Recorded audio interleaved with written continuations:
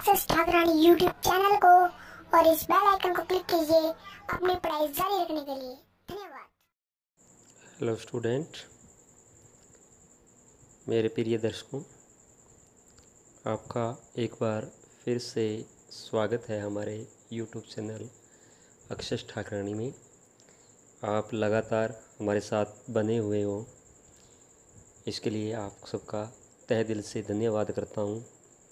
आप समय समय पर हमारे साथ जुड़े रहते हो और मार्गदर्शन भी करते रहते हो हम तो आज मैं आपके लिए लेकर के आया हूँ कक्षा 10 हिंदी विषय क्षितिज पद खंड का प्रथम पाठ था, जो मैंने आपको पढ़ाया।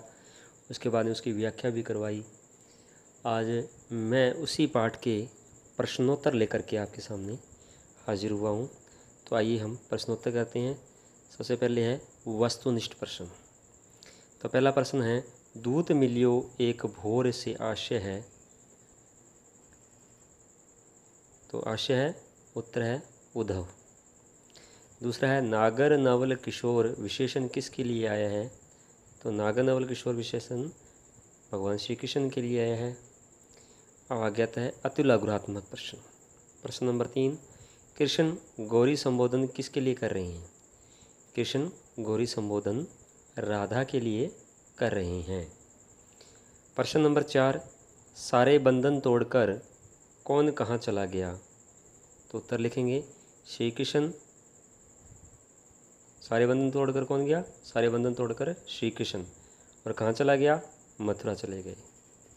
तो सीधे लिख सकते हैं इसको हम, श्री कृष्ण मथुरा चले गए हैं। प्रश्न नंबर 5, गोपियों को भ्रमर के रूप में कौन सा दूत मिला। भंवरे के रूप में उद्धव मिले, जो कृष्ण के दूत या संदेशवाहक के रूप में आए थे। प्रश्न नंबर 6, श्याम ने किसको सिखाकर वंश में कर लिया।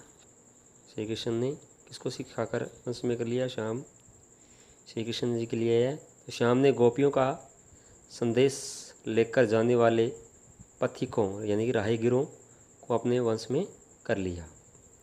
लघुरात्मक प्रश्न है। प्रश्न नंबर 7, कृष्ण ने भोली राधा को बातों में कैसे उलझा लिया।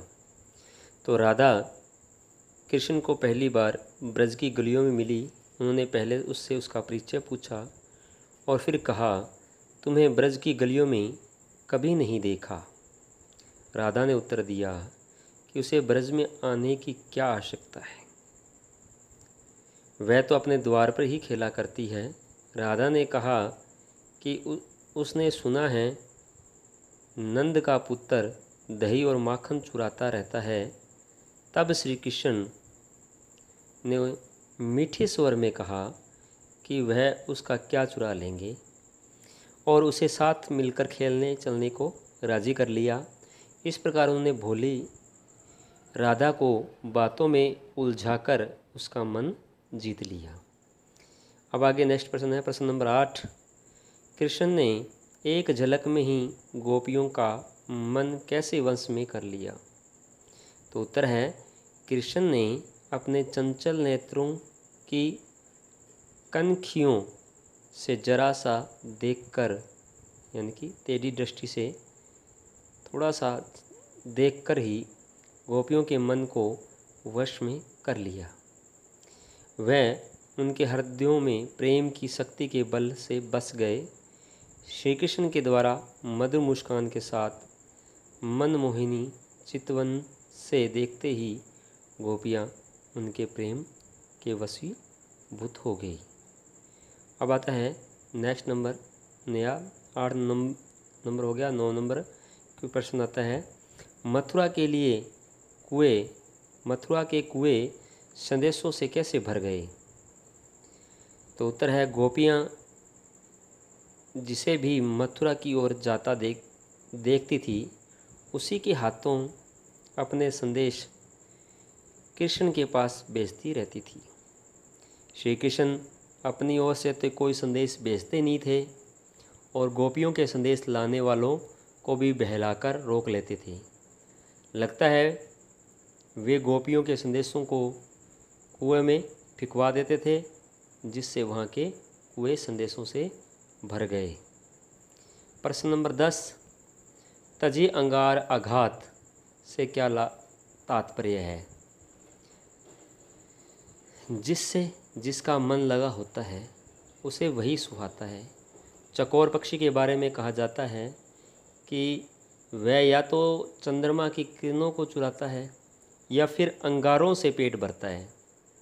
उसे कोई सुगंधित और शीतल कपूर देता है तो वह उसे त्याग कर अंगारे से ही अपनी भूख शांत करता है। इसी प्रकार गोपियों का कहना है कि उनका मन श्री कृष्ण के प्रेम बंधन में बंधा है। वे उन्हें त्याग कर योग को नहीं अपना सकती। कृष्ण जैसे भी हैं उनको वही प्रिय लगते हैं।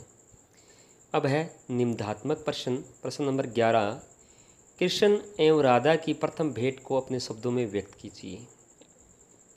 तो उत्तर है, श्री कृष्ण एक दिन मित्रों के साथ खेलने के लिए ब्रज की गली में निकले। उन्हें वहाँ एक अपरिचित सुंदर किशोरी को आते देखा। उनके मन में उससे परिचय करने की इच्छा जागी। उन्होंने उससे पूछा, हे सुंदरी, तुम कौन हो? तुम कहाँ रहती हो? तुम्हारे माता पिता कौन हैं? इससे पहले तुम्हें कभी ब्रज की गलियों में नहीं देखा। उनके प्रश्नों को सुनकर राधा बोली कि उसे ब्रज में आने की क्या आवश्यकता है? वह अपने द्वार पर ही खेला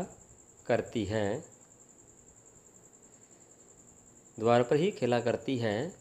उसने यह जरूर सुना है कि कोई नंद का बेटा घरों में मक्खन और दही चोरी करता फिरता है।